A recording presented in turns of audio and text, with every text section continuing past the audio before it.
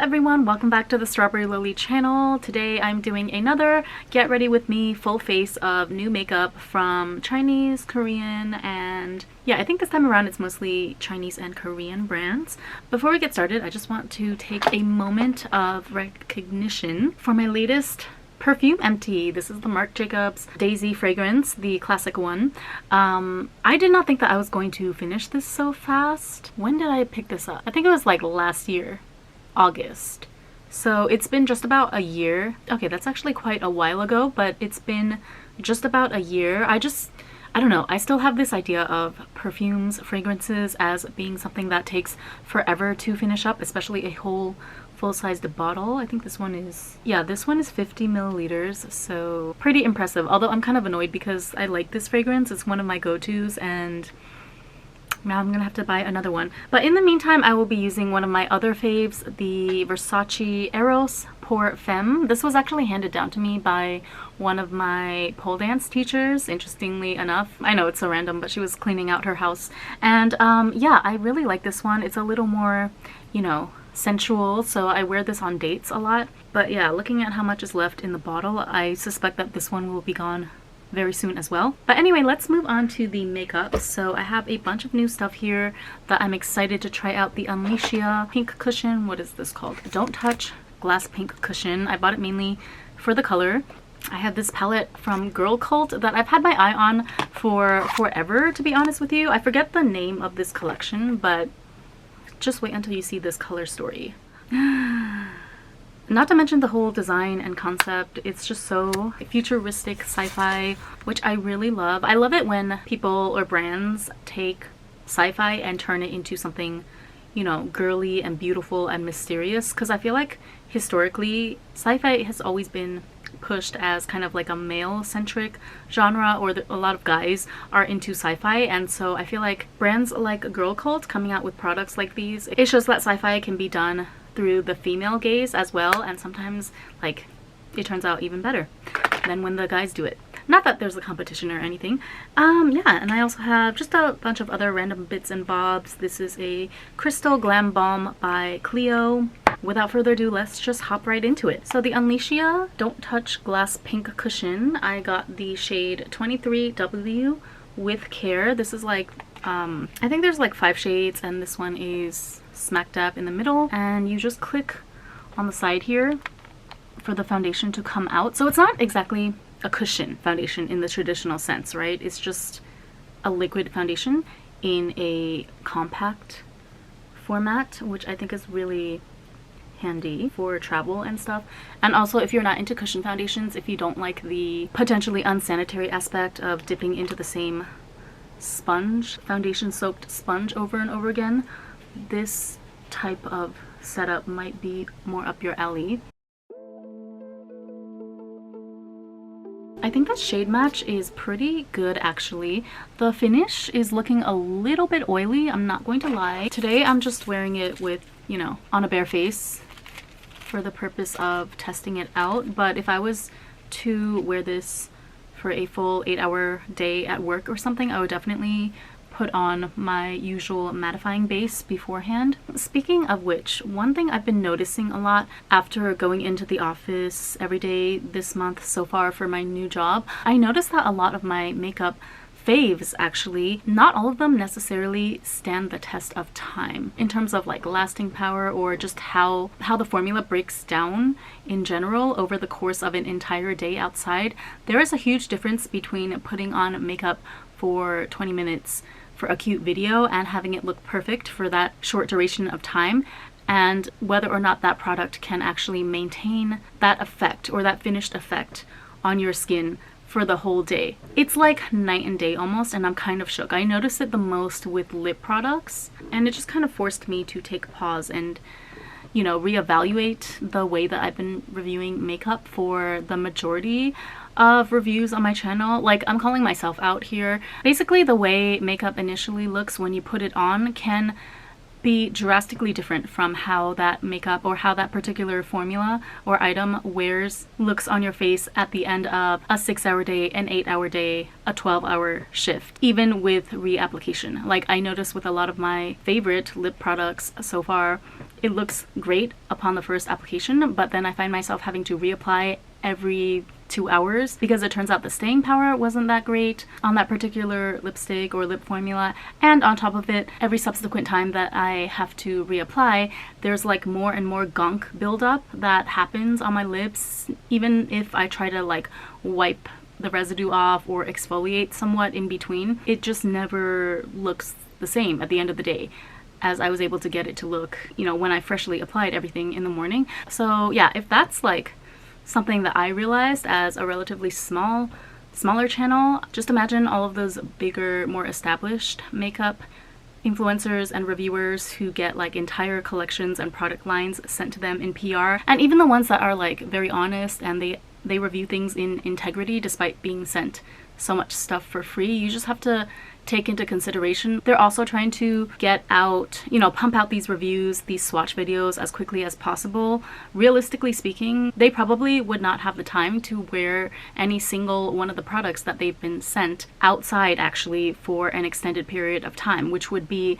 the normal makeup consumer's experience, right? Like that's the whole point of us buying and wearing makeup on a daily basis. And so yeah, I'm not trying to like criticize anyone. I'm criticizing myself first and foremost because I realize that this is a trap that I also fall into a lot in my channel unknowingly. It's not something that crossed my mind when I was working from home for the past 3 years. You know, that was just my lifestyle, that I didn't have to go outside and be outside for like 8+ hours at a time. And so I never found myself in the situation of having to like reapply and touch things up while I was on the go. It was just always, you know, me sitting at home in my perfectly controlled temperature environment, right? Like I get to control my apartment to be the exact temperature I want. I have everything that I need at my disposal, like my oil blotting sheets at home that I don't necessarily have at my office. Even though I do bring a makeup bag every day, obviously, but I don't necessarily have my whole arsenal there. So yeah, that's just some food for thought. Also, like, I'll be honest, I can't promise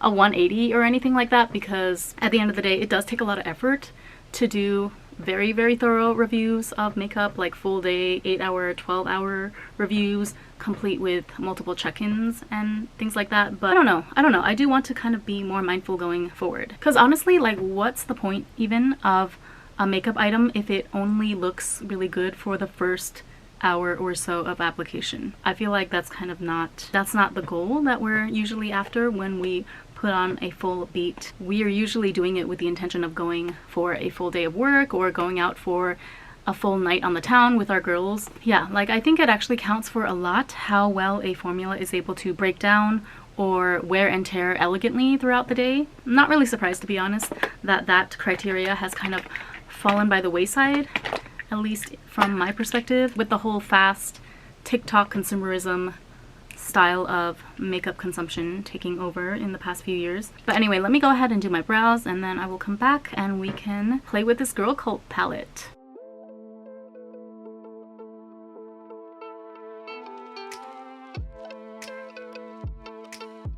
I finally got a new eye primer, you guys, from Clio. I don't know what I should do. Should I throw this old one away? It's just so janky and gross. There's still a lot of product inside, I feel.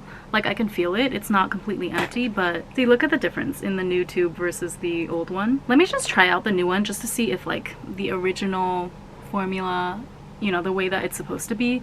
I want to see, is it different than what I have now in my old tube or is it the same?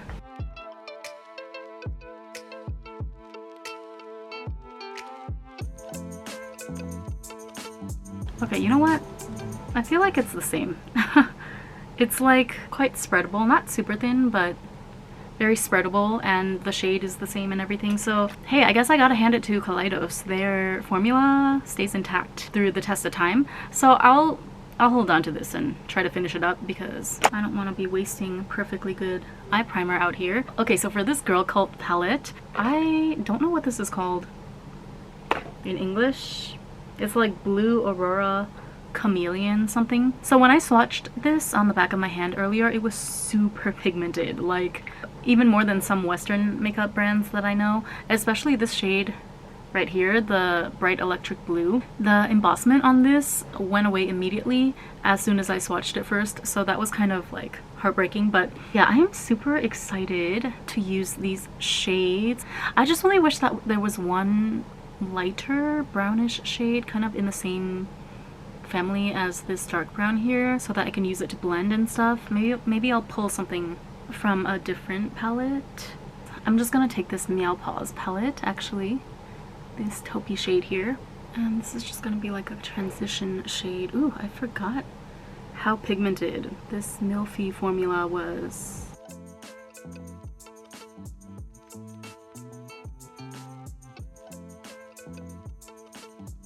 Okay, and now I'm going to dip into the Girlcult palette. Ooh, there's so much kick up, you guys, which is not necessarily a bad thing, but you know, be careful. And I'm just gonna darken the inner corner.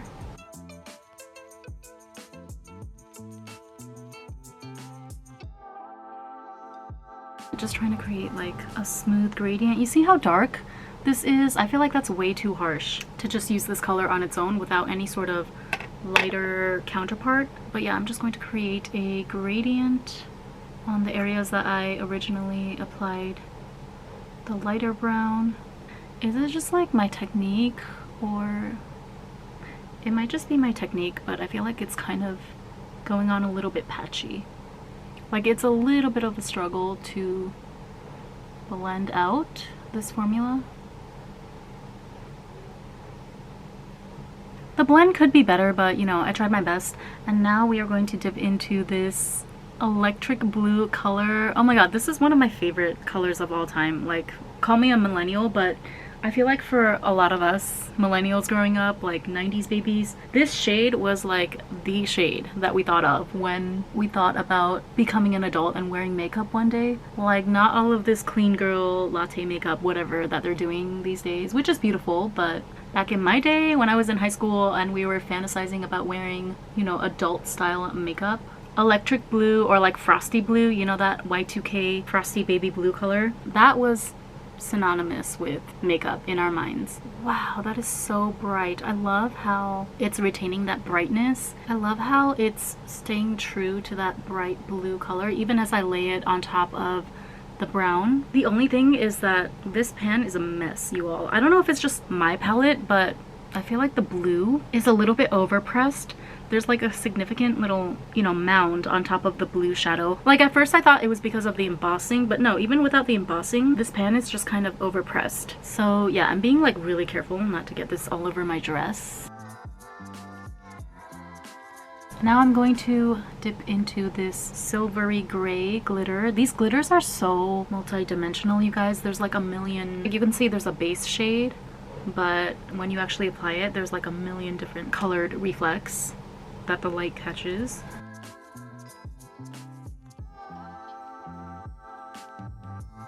I don't love how that looks against the blue, to be honest, so I'm gonna dip into the darker blue glitter, which is probably what I should have done in the first place. But I don't know, I was afraid this one was gonna be too dark.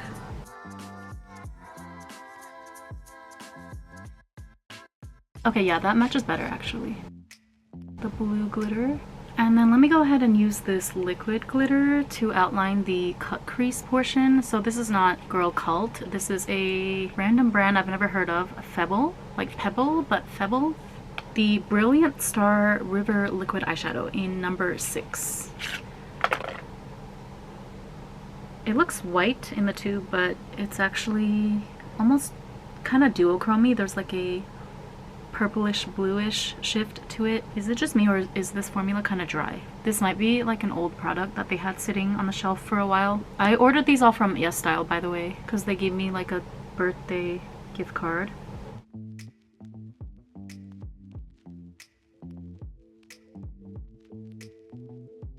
It looks nice. Very mermaidy, very fishtail-esque, or fish scale-esque is what I meant to say.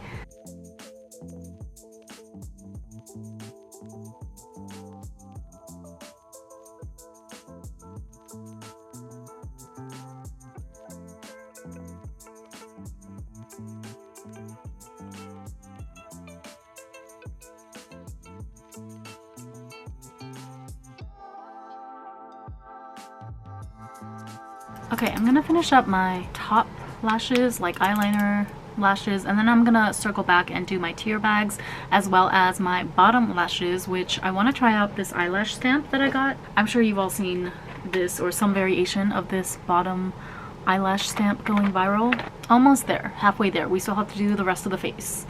This is why I have a love-hate relationship with filming makeup videos, because on the one hand I love playing with makeup, it's super fun, but on the other hand it's literally like 500,000 steps, especially if you're doing Douyin style. Oh my god.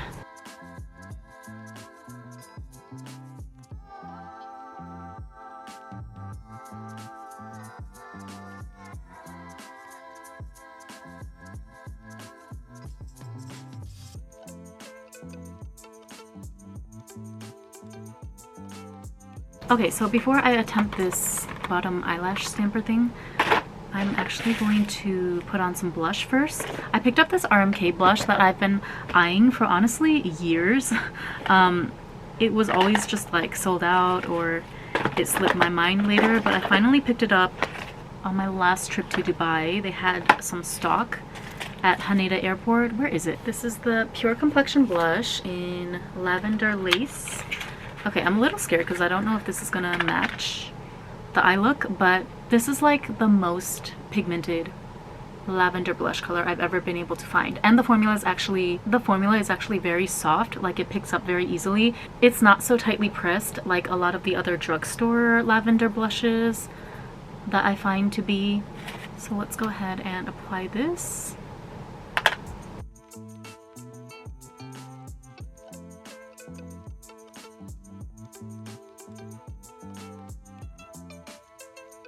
Kind of very like metallic and sparkly. I mean, I knew it was.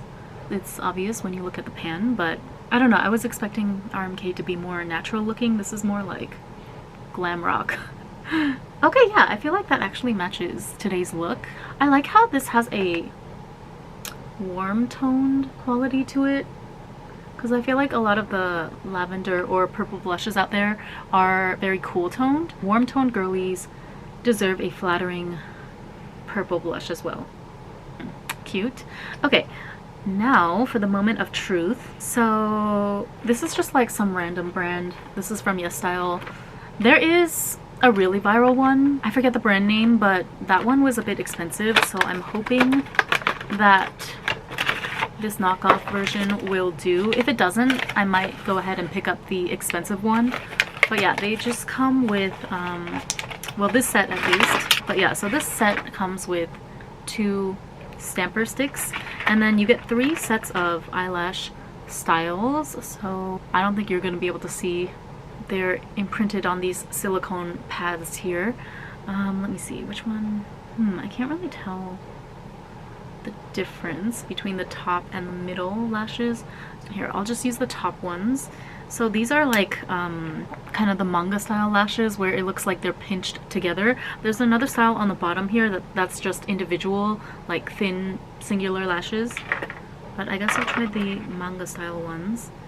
And then you just attach it to the handlebar. Let me make sure I get it in the right direction. Okay, so this one would be for the right eye, and this one for the left eye. This is actually taking a lot more coordination than I imagined. And then you just stamp it into this eyeliner ink pad, which I have to open. Alright, so oh my god. Protective seal, we love that.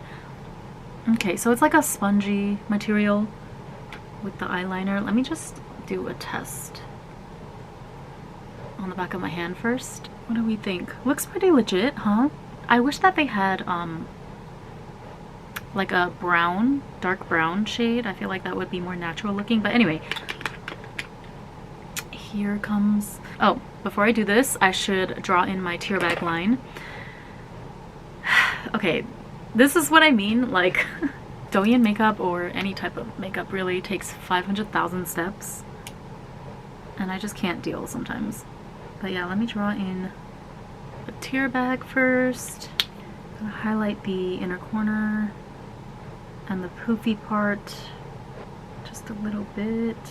And see, this is one of the things that I was talking about at the beginning of this video, that I feel like it just doesn't last past like 2 hours max. By the time I reach my office, when I go into the bathroom first thing in the morning before starting any work or whatever, all the work that I've done to highlight my inner corner and my tear bag is like out the window. I don't see it at all. It's worn off on just the train commute to the office. So that's what I'm talking about when I'm not just considering how makeup looks 2 seconds after I apply it.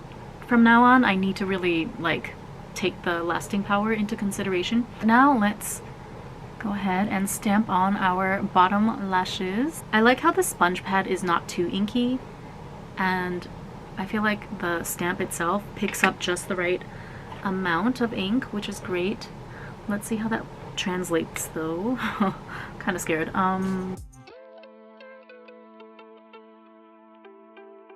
Am I crazy, or did that not transfer at all? I feel like it got absorbed by the powder on my tear bag line. Let's try again. Let me pick up some more ink. I'll just let it soak for a while. That would be hilarious if I couldn't get it to transfer. Okay. Wow, it's not transferring though, you guys. Okay, can you see like a faint outline? Maybe I'll just go in and draw by myself, because now I can see some lines there to guide me at least. Let me go in with the grayish. Even this is hard to draw on because this is the Love Liner formula, which also tends to get absorbed by powder. So I think maybe it was not a good idea to put on my highlighting powder beforehand, but we're just gonna try one last time with my right eye. If it doesn't work, then I will, don't worry, I'll try to revisit this again. Ah, see, it worked on my right side. Okay, not the cleanest transfer, but it's there, it's noticeable. Now let me just clean that up a little bit. Okay, you know what? This definitely has potential. It's not a complete fail. I just need to make sure that this lower lash line area is maybe a little more bare next time before I attempt such a thing. But don't worry, we will revisit this another time. I just don't have time to redo my entire lower lash line in this video. So let's wrap this video up with a nice new lip product. I picked up the Clio Crystal Glam Balm in 04 Honey Apple, and this is what the packaging looks like. Very cute, very demure. You guys know I'm always on the hunt for that perfect, like, everyday, fresh looking, not too harsh red shade. So I'm hoping this could be a good candidate. That's cute. It definitely matches the name. Candy apple red? No, honey apple. Okay, I will say that oddly, I find this to be a gripe that I have often with a lot of Kbeauty branded lip products in general, but the smell is very cheap to me. You know what it smells like? It smells like, you know those bubbles that we used to blow when we were kids? It reminds me of that soapy, like the soapy bubble liquid mix. I swear that's what it smells like. It's not bad or gross or anything per se, but it just connotates cheapness to me, you know? And yeah, you can somewhat taste it too. It tastes like soapy. So that's really unfortunate because honestly, that alone is a huge turnoff for me.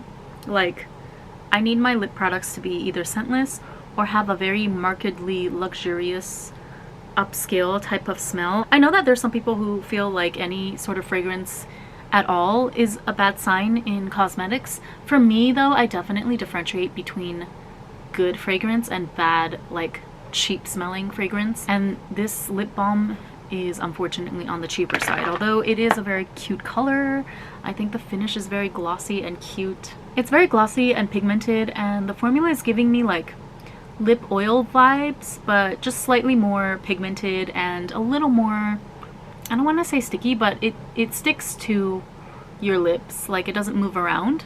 It's lightweight, but the formula doesn't move around a lot like a lot of other lip oils, which are really almost water thin in a way. This one has just the right kind of like sticking power that I like. I just wish that it didn't have this bubble liquid soap detergent scent. Like, it's bothering me so much. Okay, here's the finished look. I do think this turned out quite nice. I'll be honest, the oiliness of the Unleashia foundation is bothering me just a little bit. It looks like not that bad right now because of the ring light, but I don't know. My pet peeve is definitely my forehead and T-zone area. So I'm gonna actually powder that a little bit because I just cannot stand having oily residue in my T-zone. The Girlcult palette, I'm absolutely in love with this color story. I feel like I'm living my Wong Kar-wai Hong Kong sci-fi fantasy right now. Yeah, the color story is amazing, the formulation is amazing. I did mention that it was slightly hard to blend, especially the mattes in the beginning, but I don't even mind because I almost feel like the fact that it doesn't blend that easily, it just speaks to how much the shadow is able to stick in place where you want it to be and not migrate throughout the day or night or whatever event you're wearing it through.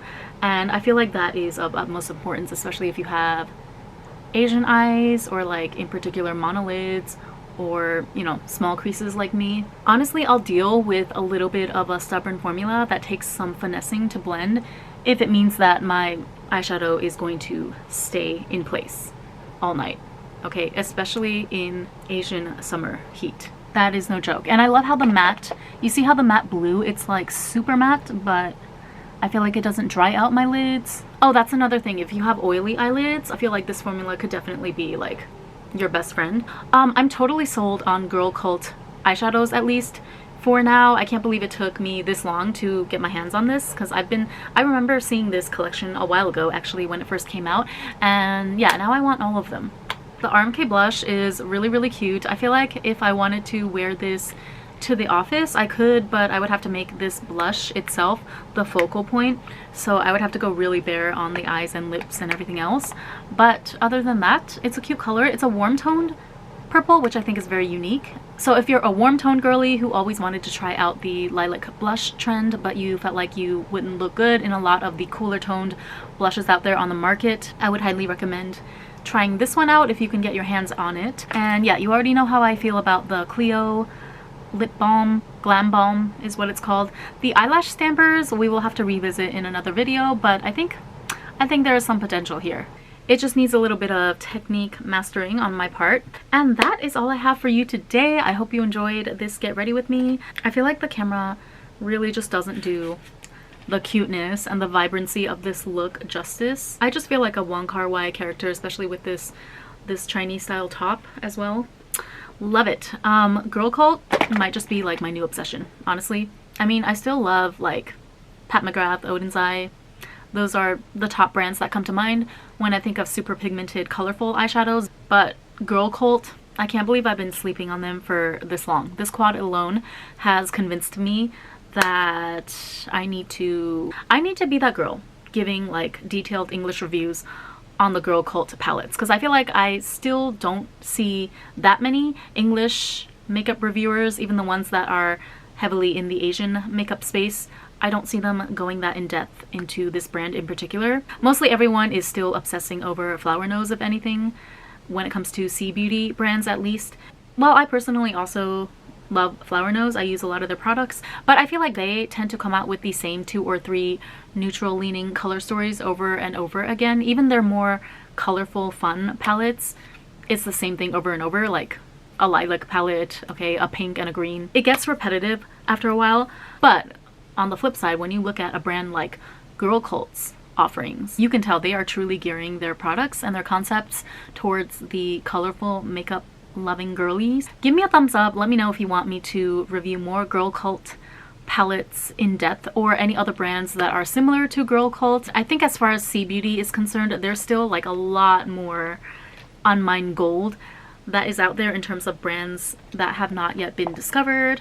But anyway, let me go ahead and wrap up this video because I have to hop on and do a live soon, and that will be the end of my Sunday night. Thank you so much for watching as usual, and I'll see you next time. Bye!